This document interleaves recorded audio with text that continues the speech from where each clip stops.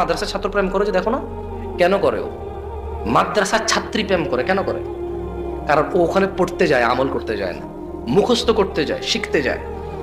ও পরীক্ষায় পাশ করতে যায়। এটা যে জীবন ব্যবস্থা, এটা দিয়ে যে জীবন চালাইতে হবে, এখানে যা না আছে তা করা যাবে না, এখানে যা হ্যাঁ আছে তা করতেই হবে।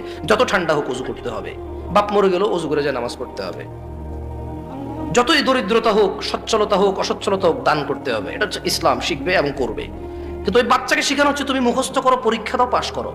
ও মুখস্থ করে, পরীক্ষা দেয়, পাশ করে, প্রেম করে, জানা করে, গান শুনে। কারণ ও ওখানে মুখস্থ করতে যায়, জীবন কিভাবে চালাইতে হবে এটা করতে যায় না ও। এই জন্য স্কুল টিচার ঘুষ নিয়ে শিক্ষক নিয়োগ দেয়, এই জন্য মাদ্রাসায় ঘুষ নিয়ে শিক্ষক নিয়োগ দেয়।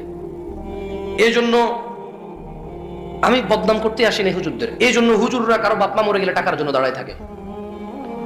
এই জন্য স্বামী স্ত্রী তালাক হয়ে যায়, হুজুররা বলে তুমি যদি